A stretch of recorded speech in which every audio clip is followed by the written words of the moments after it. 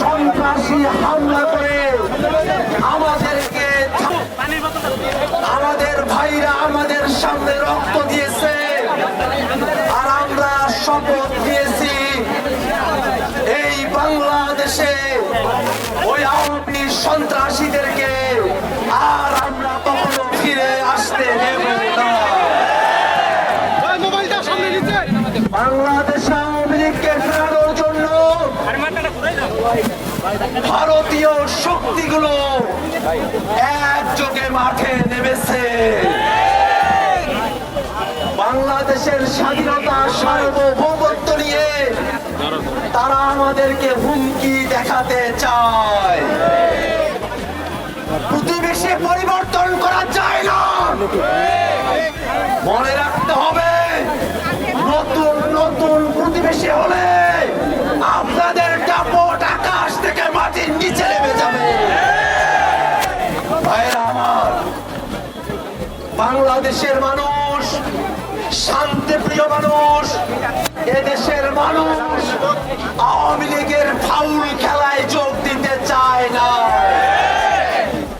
14-18-24 নির্বাচনে এদেশের মানুষ আওয়ামী লীগকে দেখিয়েছে তোমাদের ফাউল খেলায় তোমরাই বাংলাদেশ থেকে বিতাড়িত হয়ে যাবে।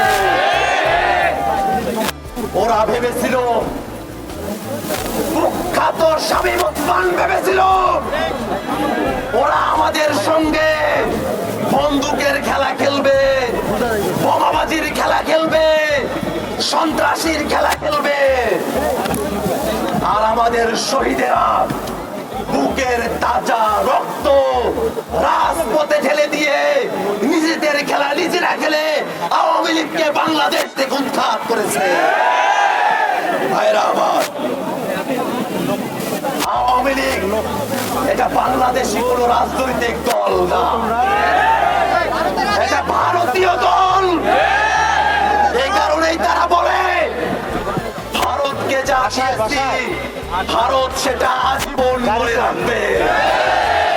আমরা বলি শুধু তোমাদের জীবদ্দশাই নয়, তোমাদের পরবর্তী প্রজন্ম যদি ভারতের সেবা দাসত্ব বাংলাদেশে প্রতিষ্ঠা করার স্বপ্ন দেখে, বাংলাদেশের মানুষ তাদেরকেও ছাড় দেবে না।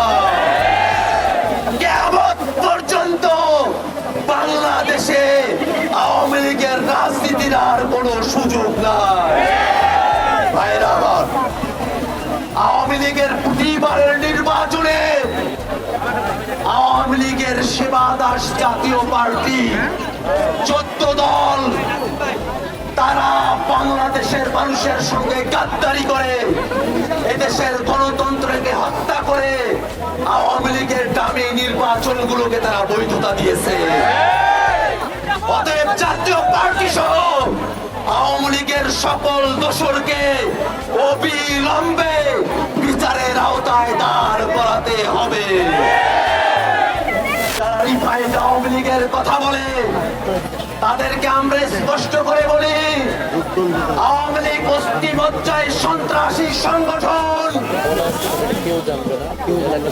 লোক বাঁচতে গিয়ে যেমন কম্বল উজাড় হয়ে যায়, আওয়ামী লীগের নেতাদের মধ্যে ভালো কাউকে খুঁজতে গেলে আওয়ামী লীগ উজাড় হয়ে যাবে। ভালো বলতে কিছু না। ভাইরা আমার, আমরা নতুন বাংলাদেশ নির্মাণের স্বপ্ন দেখি, যে নতুন বাংলাদেশে এদেশের বিচার বিভাগ, এদেশের সংসদ, এদেশের পুলিশ প্রশাসন, এদেশের সচিবালয় বাংলাদেশের জনগণের পক্ষে নীতি নির্ধারণ করবে, সেই নীতিগুলো বাস্তবায়ন করবে। ঐক্যবদ্ধ কমিশনে রাজনৈতিক দলগুলোর মধ্যে দেশ পরিচালনার ব্যাপারে নীতিগত একমতের জায়গা তৈরি হচ্ছে। আমরা শপথ চাই, নীতিগতভাবে দেশ পরিচালনার যে শপথ আমরা নিচ্ছি সেটাকে কার্যক্ষেত্র বাস্তবায়ন করতে হবে। সন্ত্রাসীদেরকে দলের মধ্যে জায়গা দিয়ে জনগণের রাজনীতি করা সম্ভব নয়। ভাইরা আমার, জুলাই সনদ প্রণয়নের কথা বলা হয়েছে। জুলাই সনদ সেটা নিছক কোন দলিল হিসাবে থাকবে না, জুলাই সনদে মৌলিক সংস্কারের ব্যাপারে আমাদের একমত হবে। তার প্রত্যেকটা জিনিসকে বাংলাদেশে বাস্তবায়ন করতে হবে। বাংলাদেশের মানুষেরা মুজিববাদী সংবিধান থেকে বেরিয়ে আসার জন্য নতুন সংবিধানের দাবি করেছে। অতএব জুলাই সনদকে কার্যকর করতে অবিলম্বে গণপরিষদ নির্বাচন দিয়ে নতুন সংবিধান প্রণয়ন করতে হবে। ভাইরা আমার, বাংলাদেশে এখন পর্যন্ত আওয়ামী লীগের দোসররা তারা অনেক জায়গায় ঘুরে বেড়াচ্ছে। সারা দেশের আওয়ামী সন্ত্রাসীরা গোপালগঞ্জে গিয়ে আশ্রয় দিয়েছে।